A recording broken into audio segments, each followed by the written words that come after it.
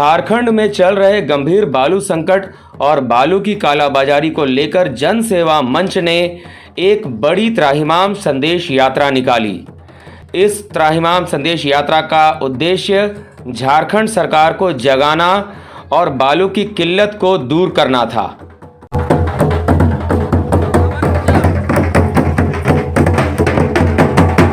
यह त्राहिमाम संदेश यात्रा रांची के जिला स्कूल से निकलकर अल्बर्ट एक्का चौक पर जाकर एकत्रित हुई और इसके बाद वहां पर सरकार के विरोध में नारेबाजी भी की गई।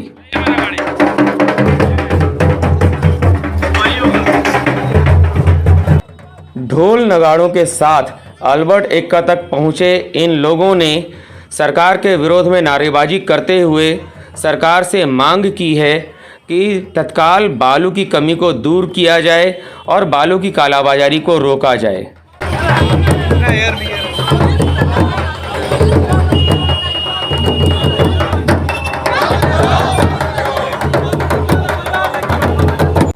अल्बर्ट एक्का चौक पर इकट्ठा होने और प्रदर्शन करने के बाद जन सेवा मंच के कार्यकर्ता वापस जिला स्कूल पहुंचे और वहां पर उन्होंने पत्रकारों से बात भी की।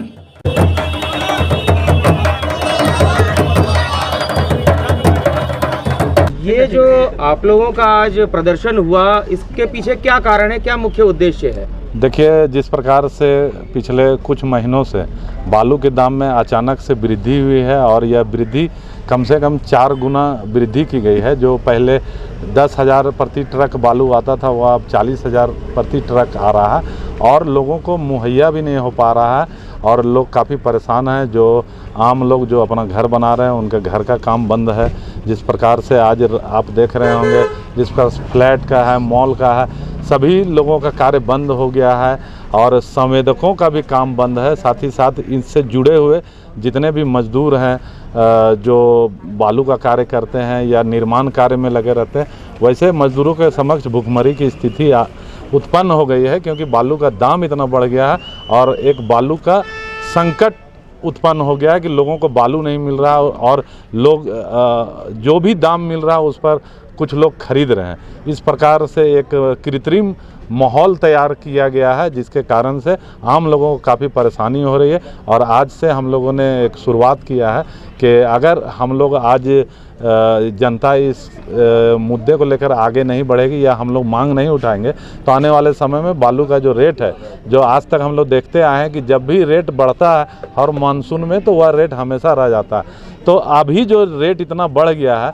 अगर इसको लेकर के सरकार कदम नहीं उठाएगी और क्यों नहीं उठाया गया, क्योंकि मानसून तो हर वर्ष आता है और भंडारण करके बालू को रखने की प्रक्रिया होती है ताकि बरसात में भी लोगों को कमी ना हो। लेकिन यहाँ तो बरसात के पूर्व में ही आपने देखा होगा कि जब से पूजा सिंघल जी की गिरफ्तारी हुई उसके बाद से एक ऐसा माहौल उत्पन्न हुआ कि लोगों के बीच बालू की कमी हो गई और बालू का दाम अचानक बढ़ गया।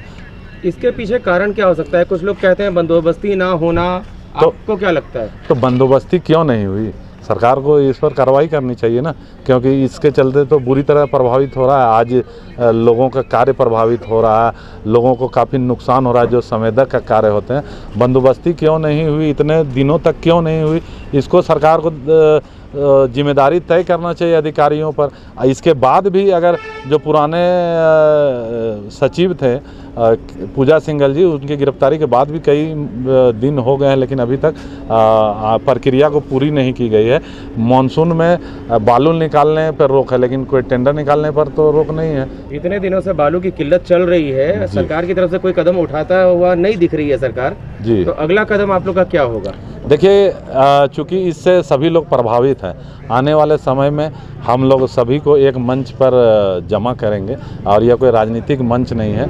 इसमें जैसे संवेदक संघ हुए, मजदूर संघ हुए, जो भी इससे प्रभावित हो रहे हैं, जिनके समक्ष भुखमरी की स्थिति उत्पन्न हो गई है, उन सबको हम लोग एक मंच पर लाकर सरकार से मांग करेंगे और आंदोलन करेंगे कि बरसात के बाद, कम से कम बरसात के बाद यह जो बालू का दाम है यह कम हो, और यह दाम तभी कम होगा जब बंदोबस्ती की प्रक्रिया होगी और लोगों को बालू सुलभ हो पाएगा। बालू का जो दाम विगत कुछ महीनों से बहुत तेज़ी से बढ़ रहा है। अभी आप देख रहे होंगे इसका सबसे ज़्यादा असर जो पड़ रहा है वो मजदूर वर्ग पे पड़ रहा है, क्योंकि आपको मालूम है कि बारिश के मौसम में ऐसे ही उनके पास काम नहीं होता, कोई निर्माण कार्य होते नहीं है। और बीते 2-3 महीने से उनको कोई काम मिल नहीं पा रहा बालू के कारण। विकास परियोजनाएं भी रुकी हुई हैं। तो कुल मिलाकर बोल सकते हैं इसका प्रभाव सभी वर्ग पर पड़ रहा है, चाहे वो मजदूर वर्ग हो, संवेदक वर्ग हो, प्रत्येक वर्ग पे इसका प्रभाव पड़ रहा है। इस पर जल्द से जल्द सरकार को और जो विभाग हैं उनको निर्णय लेना चाहिए और इसके दाम पर लगाम लगानी चाहिए। तो नदी से बालू निकालना बंद है, फिर भी अभी के टाइम में बालू निकल रहा है नदी से, इस पर क्या बोलेंगे? इस पर यही कहना कि ये तो रेगुलर, आपको मालूम होगा, बालू हो चाहे कोयला हो, अवैध खनन रेगुलर जारी ही रहता है झारखंड में। उस पर अगर लगाम लग जाए तो सारी समस्या का समाधान ही हो जाएगा, लेकिन उस पर लगाम लग पाना संभव नहीं है। आप देखते होंगे कि अभी बालू का दाम ज़्यादा है, 60-65 हज़ार रुपया डंपर है, उसके बाद भी बालू उपलब्ध है, अधिक कीमत पे ही उपलब्ध है, लेकिन उपलब्ध है। मतलब बालू का खनन तो हो ही रहा है, लोग इस्तेमाल कर ही रहे हैं, पैसा ज़्यादा ले रहे हैं, और इस पर जो कमाने वाले लोग वो भ्रष्ट अधिकारी हैं जो इसका लाभ उठा रहे हैं पूरी तरह से।